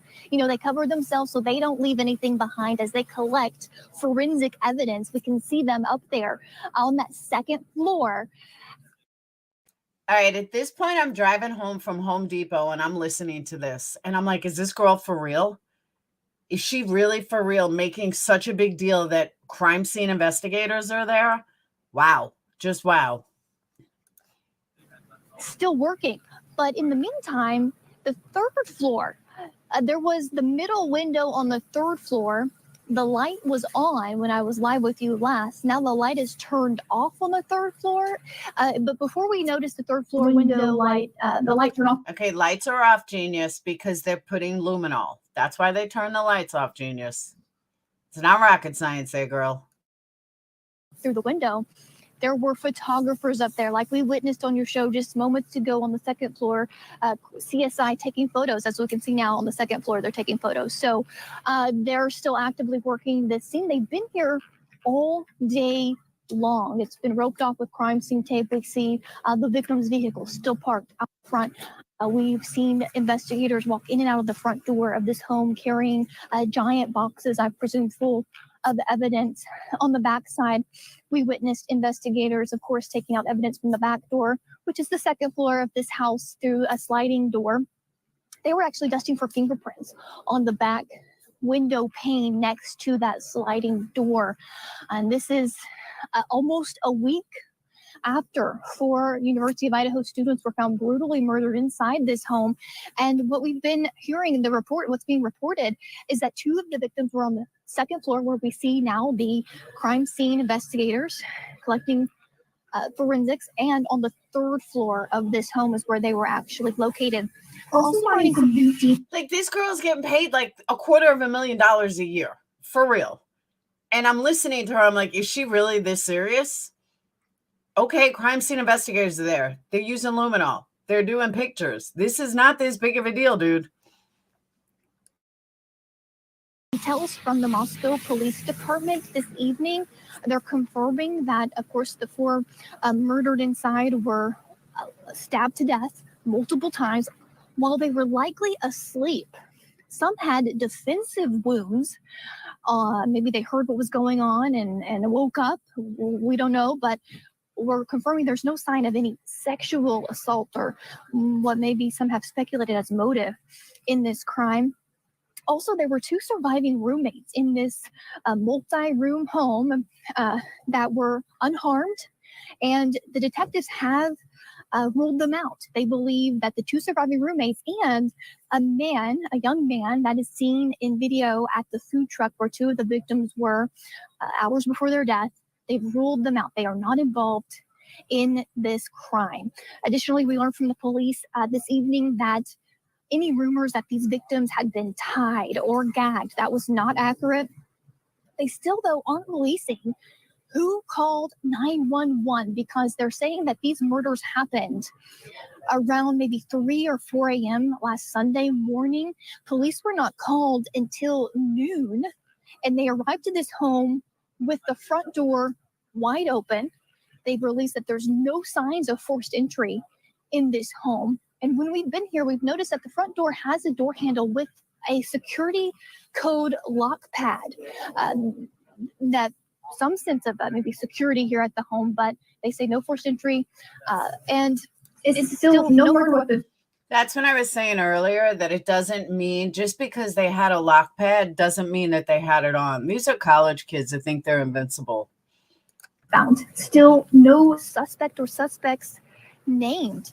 We know that the dumpsters that are to my right and left here at the home, they've collected items. They did mention that. And they also are confirming that they've contacted local businesses here to determine if a fixed blade knife had been recently purchased. The Idaho Statesman had talked to a local hardware owner store, and he says that the police were in town asking about some kind of combat style or Rambo style knife blade. That's just so scary to think about here, Vinny. And this happened here. I've been out in the town talking to people and neighbors without any arrest and really not much info from the authorities. You know, many people are still on edge and in fear, have left town. I've talked to the neighbors. I know I spoke with one with you live on air just remember, people, your taxpayers paying her $250,000 a year. Just keep that in mind. Hour ago, but we've spoken to more since we've been out here. They say that, you know, this is just steps from the University of Idaho campus. A lot of students live here. And so as you can imagine, the parties happen here. We're less than a block from Fraternity Row on campus where two of the victims were at a party before their deaths. So the neighbors say that, you know, it's usual to have parties in this area at this home where the crime scene is. And it's not unusual to hear, you know, people excited or screaming or, you know, just being loud. The neighbor I talked to earlier said they just put on a fan, they drown out the noise and they go to sleep. So it is unusually quiet here, and people are being more cautious, not only here in this area, but on the campus. Students have gone home for the Thanksgiving holiday, and you can definitely see, Vinny, the increased security, not just of the campus police and Moscow police. She's the anal reporter, Anita, from 2 years ago. Remember the anal reporter? That's who this is. Police, but state police here, as well as the FBI, are inside this home right now, and private security. The campus has hired private security as well. I could understand. And again, you're looking at live pictures, folks. This is inside the murder house. You've got photographers with their protective gear on that are taking pictures of the murder scenes. This is a 3-level house, as Chanley has told us. I'm telling you guys, I was driving home from Home Depot listening to this, and I'm like, is this really court TV? Like, am I being punked here? Are these people this bad? Hey, Debbie. The murders, we believe, took place on the 2nd and 3rd floor. That 2nd level can be accessed from ground floor behind the home. From this side where Chanley is, that front door kind of goes to the lower level, the basement level. Chanley describing it, a lot of parties, it's college. Yeah, you got red cups right there. There they are. It's just a typical college house. Typical college kids doing what college kids do, only in this case, someone entered that scene and took the lives of 4 of them. Chanley, so just to, once again, I want to go over the big headlines that you've told us. I want to make sure no one is missing this. And you've got, on the one hand, and correct me if I'm wrong, the murders taking place on the 2nd and 3rd level. Coroner believes everyone may have been sleeping. They think it happened at sometime around 3 in the morning. We've gone through a timeline. It seems everyone got back around 1:45, although there was some reporting from one of the sisters of one of the victims that her sister may have been on the phone with her friend a little bit later, like after 2 o'clock, 2:30 or so. And they're looking for a Rambo-style 6-inch bladed knife is what they believe may be the murder weapon here, although they have not recovered anything. Did I get it all right, Chanley? Yes, you did, Vinny. And one of the fathers of, I think it was Xana, her dad spoke with her just midnight, the night she was murdered. And you mentioned the knife that they're looking for. The victim was stabbed multiple times in their room. Now, is it me or is this the biggest waste of 10 minutes you've ever heard? They're saying absolutely nothing but word salad. I'm like, wow, this is really, really bad. Like, really bad. It seems as though what we're showing you right now, that's a room on the back side of the second floor that they are inside. And Vinny, we have a photo of what's on the outside of that room, and that's blood seeping through the walls where the crime scene technicians are right now, taking photos and collecting evidence. So it's on the back side of what we're showing you currently. This is such eerie. I mean, that just goes to the magnitude of this scene, the brutality. It's just unbelievable. This is active scene all day. This, we see. Yeah, that's sick. That's the blood seeping out of the house.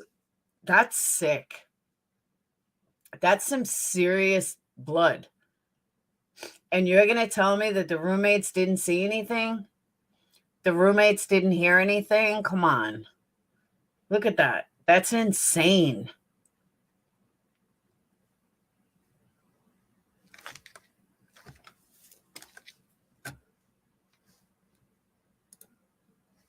That's insane.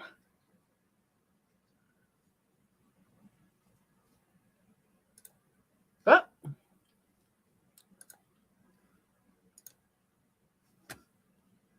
See right now, media from all over the nation, as you can tell, Vinny, this is a growing story. This is a community that wants answers, and family members of these victims, as you mentioned, speaking out, even conducting their own investigations, trying to find video from neighbors here. There are tons of neighbors here. And this house is surrounded by other buildings with multiple residences and apartment complex and condos surrounding this kind of on a hill incline. You have to wind your way up a hill. But for GPS, I would not know. I mean, you just can't randomly find this home, Vinny. It is so apparent being here on the ground why the authorities think that this is a targeted attack. Not only were there survivors in the home that were unhurt, but you have to know where you're going to get here, Vinny. It's so clear that whoever did this or multiple people, we don't know, one or more people that. No, the chloroform theory and stuff doesn't work because they were defensive wounds. If they were chloroform, they wouldn't have defensive wounds. They say 2 of them had clear defensive wounds. So it definitely wasn't like that. Did this, knew who was in this home and where to go and how to get here. Yeah, that's a key factor, right? If it's targeted, right, whether it's targeted by a stranger who's been observing them for some time or somebody swabbing for DNA, swabbing for fingerprints. They are trying to cover all their bases in order to conduct a thorough investigation. Because I'm nervous about this, Vinny. I'll tell you this, because if it ends up that someone is apprehended for this, it can be a circumstantial case unless they get a statement and admission from the person that actually caused the murder of these individuals. But for now, it definitely tells me that they are covering all their bases because they don't have a lead in this case. But they're going to have a lot of profiles to go through in terms of what comes back for the DNA. Right. Philip Dubé, that DNA is crucial, right? Because, right, this campus has emptied out. All these students are going home for Thanksgiving. We could end up with a quasi Brian Laundrie situation here, where the killer goes home for Thanksgiving, confesses to their parents, because the parents are going to be talking to all the students who are coming back from campus, right? And say, for instance, again, super hypothetically here, Brian, What happens if this person confesses to their parents over Thanksgiving? The parents are like, we need to get a lawyer. They go to a lawyer's office, and now the lawyer knows everything. What happens with that information? Has news media really come this bad? That's what I want to know. Has it really become this bad? Vinny, nobody's going home and confessing to their parents that they quadruple murdered 4 kids on campus. It's just not happening. Sorry, not sorry.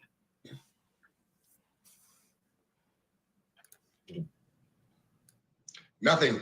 That's the problem. The police want to come and question that young man. His lawyer is going to say, no, you cannot. So it's very unlikely that the police are going to be able to get a confession directly out of the perpetrator here, because the lawyer is going to insulate that. Now, the fact that the lawyer can't say anything, right? Lawyer can't say zip. Absolutely not. We protect the client to our own peril. That's what our criminal justice. Like, how do we not know this? Everybody knows this, Vinny. Of course the lawyer's not going to say anything. Like, where are we even coming up with this theory? Like, Phil's right, though. The killer's going to say, hey, Mom, pass the knife. Ha ha. Like, have we succumbed to this kind of fucking stupidity in the world? Damn. This was about. And I can tell you, Vinny, this is going to be a tough case, because you talk about DNA and fingerprints and that type of what we call hard or physical evidence is not going to mean that much at a party house.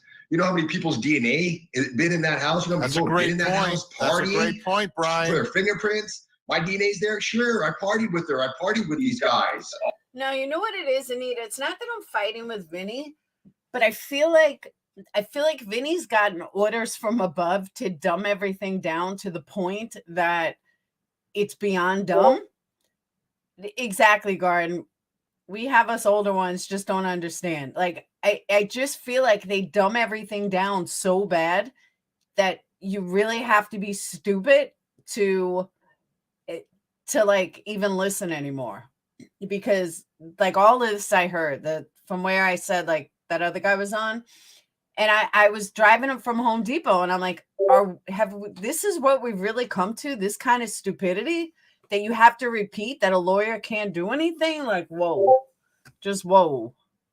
All the time, you know? So there's a lot of DNA, a lot of fingerprints in there. How to cipher out which one killed these poor innocent students is going to be tough. Bernard, and then I think we get back to what Philip Dubé was talking about, which is the cell phone. I mean, if the killer's got a cell phone and that cell phone is on, it's pinging. It is pinging, and they'll be able to do a pretty good job of placing that killer at the scene at the time.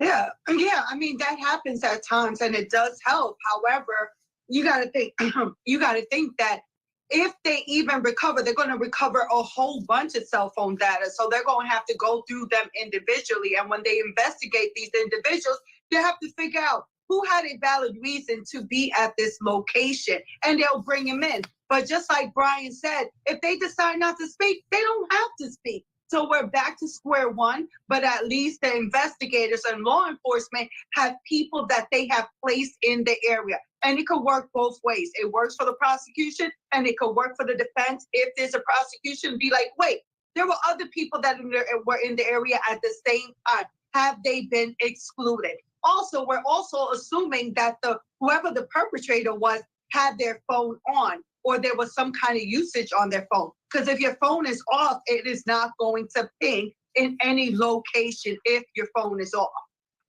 All right, Think Tank with us the whole hour. Big thank you to Chanley Painter tonight out in Moscow, Idaho, bringing us all this information tonight, and to our whole crew. In speaking with Kaylee Gonzalez's mother and sister, they tell me Kaylee was a strong and passionate go-getter. You just couldn't ask for better kids. Dave Hayton considered Ethan Chapin family, all the Chapin kids actually. He and his wife watched them grow up in their Conway neighborhood. They'd come over for fudgesicles from the basement freezer. When the couple heard what happened, they were crushed. No, Remy, everybody was killed in bed. They were all killed in their beds.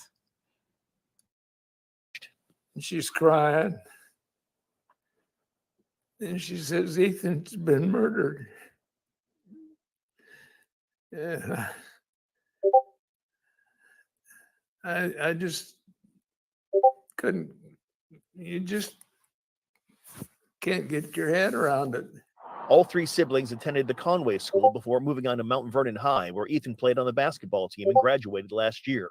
All three later decided to attend the University of Idaho. Ethan and his brother were members of the same fraternity. I know I didn't sleep a lot last night. I'm just thinking of them. We had some good times together. The Haytons treated the kids like grandchildren. The couple shared these photos from Ethan's mom's Instagram page, this one taken just a few weeks ago at Parents' Weekend. Dave recalls Ethan as smart, athletic, and always respectful. He says all three were great kids, and having one of them gone is inconceivable. I remember last night I woke up several times and I think, gee, I wish somebody would just tell me this is a bad dream. Oh, that's heartbreaking. But unfortunately, it's not a bad dream. It's a reality. Still no word as to a potential motive in these killings, no word as to a potential suspect. However, authorities in Idaho do say that there is no threat to the public. In Conway, Washington, Eric Wilkinson for KREM 2 News. 5 p.m. on Wednesday on the lawn outside the administration building. In Moscow, Kyle Simchuk, KREM 2 News. Authorities like the Moscow Police Department, as well as the Latah County prosecutor. I have made multiple calls into their offices yesterday and today, have not got a call returned from either agencies. Now, we know there are University of Idaho students, their families, and the greater Moscow community, many of which are still concerned for their safety, even though the police department says there is no active threat to the community. So that is why we remain here in Moscow, pressing for answers. And once we do get those, we'll continue to keep you updated. Reporting in Moscow, Amanda Rowley, KREM 2 News. 2 of the 4 University of Idaho students who died on Sunday, Xana and Maddie, both worked here at Mad Creek Restaurant. The restaurant has closed its doors for now, and they've also put out a memorial for all 4 of those students. Behalf, so we think it's best for us to do this. He's the kind of kid that everybody wants Who's speaking on his behalf? to be around. You know, he was just a good kid He's a good kid, that kind to all. didn't deserve what happened. No. They say Ethan was a triplet. He and his siblings were extremely close. In fact, they all decided to attend the University of Idaho. Jim says Ethan was an athletic kid who played club soccer and refereed youth sports. His smile, he says, lit up a room, and he made friends wherever he went. They had just spent last weekend at the university for Parents' Weekend. And as we pulled out of Moscow, we literally were like, we've done it. We've literally done it as parents.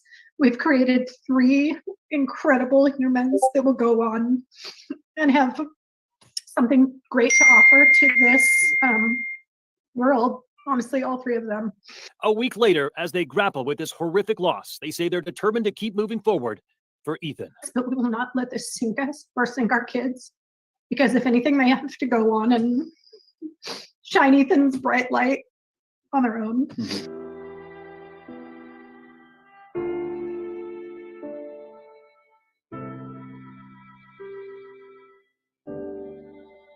Moscow Police Chief James Fry, University of Idaho President Scott Green, and the Director of Idaho State Police, Colonel Kendrick Wills, all spoke at today's press conference. Before Wednesday's press conference, Moscow Police had only morning. It shows 2 of the students, Kaylee and Maddie, ordering food around 1:40 a.m. This is one of the last times they were seen. Moscow Police say this video is helping investigators recreate a timeline of events from that night. And it has helped. It gives us a time and space where we know that 2 of our victims were, and that helps us a ton, and we'll continue to follow up all leads that we can. The family of Kaylee Gonsalves have seen the video and agreed to let us publish it. They identified Maddie Mogan wearing the long black jacket and Kaylee, who is with her, in the white sweatshirt. It's normally a place where everyone feels really safe. Joseph Woodall is the manager of the grub truck. He is seen in the video working the cash register, taking the girl's order. This afternoon, he described their interaction with me. One of the blondes was just a little bit more cheery and kind of bouncing around a little bit more. And then one was like standing there and doing the hello, how are you? And goes through the interactions. And normally that's pretty normal. In most of our groups, there's people that are more energetic and people that are managing the energetic people. Joseph told me he felt incredibly sad when he learned the news about the girls he had just seen the other night. Hope they find the person. Hope they get the person. That's exactly what I was thinking about. I wonder how the other... During a press conference this afternoon, University of Idaho officials said they've increased campus patrols and students can request a security escort across campus day or night. The university is also excusing all absences. That if they want to leave and go home now, they absolutely can. We're going to support them in doing so. Classes were canceled the day after the 4 bodies were found, but resumed on Tuesday. School officials say some students want to keep their minds occupied. They gain comfort from being around their other students. They gain comfort from interacting and staying busy with their faculty. I'm happy they're still doing it, and we're here to support our teams, so we're happy to be here. Lucky that we still get to come to this and feel safe here. And the university has postponed a candlelight vigil until after Thanksgiving break in order to give as many students that want to attend the opportunity to. That's scheduled for sometime on November 30th. In Moscow, Kyle Simchuk, KREM 2 News. Thursday. Command vehicle is on its way to bring Moscow up more resources. As for the other 2 roommates who were home during the attack, ISP says they are cooperating with investigators. They are not suspects or persons of interest as of now, but ISP says nobody is clear from the investigation yet. In the newsroom, Nicole Hernandez, KREM 2 News. Earlier this evening, the University of Idaho released a statement urging students to be vigilant. For those that are still here, security will increase over this weekend. Moscow police say patrols have also ramped up around the community. The school district says patrols will monitor the area around its schools. Idaho State Patrol is helping with this extra police presence. People I spoke with in the community today are less concerned about their own safety and more focused on making sure the suspect or suspects are found. In your 70 years of living in this area, would you ever have thought that something like that could happen? No, really. No. I definitely was shocked and a little scared, but at the same time, I do have a feeling that the person who did this was somebody that they knew. And so I wasn't personally afraid. This morning, I noticed. Keith says, by the way, Keith, it's really good to see you. I'm happy to see you tonight. You said, time to. Exactly happened on Sunday. In a press conference yesterday, we learned from the Moscow Police Chief, James Fry, that the department has called on 25 plus investigators, the state police, and FBI to assist in solving this case. The Moscow Police Department maintains that this was a targeted attack. For that reason, the people I spoke to say they don't personally feel a threat in the community. But like said, the University of Idaho is reminding people here to remain vigilant and provide any and all information you can to Moscow police. In Moscow, Janelle Finch, KREM 2 News. People across the country want to know what happened inside this home and why. For those living in Moscow, there's still a lot of fear and uncertainty. And how could there not be? 4 young college students were stabbed to death, and their killer still hasn't been caught. Ever since the yellow crime tape went up, the Moscow Police Department has faced scrutiny for not providing as much information about the case as some would like to know. There's some things that only the people that were at that scene would know.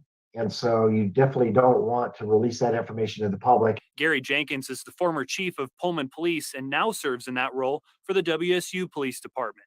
He says sharing details is a balancing act, keeping people safe and informed without compromising the investigation. Just trying to make sure that when detectives go out and interview people, it's based on what they know, not what they've heard on the news. The University of Idaho told students this week they could go home early for Thanksgiving break if they didn't feel safe around campus, and many already have. Jenkins says that could pose a challenge for detectives. Hey, Laura, thank you. Doctora Latina, thank you so much. Gene, appreciate you guys' support. Thank you, thank you. Of the 911 caller has not been released. Detectives say they've received nearly 500 tips, which are being processed, investigated, and cleared. 38 people who may have information about the murders have been interviewed. The whereabouts of the killer and the knife used are still unknown. Detectives seized the contents of 3 dumpsters on King Road to look for evidence. Police have also gone to local businesses to see if anyone recently purchased a fixed blade knife. Anyone who saw something suspicious, has video surveillance, or can provide relevant information about the murders is asked to call the Moscow Police Department. Investigators are still trying to piece together where the 4 University of Idaho students went the night before they were found in their Moscow home, stabbed to death. All right, so that's pretty much it. And this went way longer than it was supposed to. Right, doggy? Right, doggy? All right, I'm going to get off, though, because I got to give doggy a bath, and I got to finish winterproofing my home, and I got candles to make, and I got to set the orders for tomorrow. So I'm going to get off. I got to find some movie to watch, and because that's what I do when I work. I listen to movies. And I have covered every single movie on every single platform already. So I need to find something new. But I want to thank you guys I will be covering more about this case. I'm also going to be talking about Tiffany Valente case. It's a crazy week because it's Thanksgiving.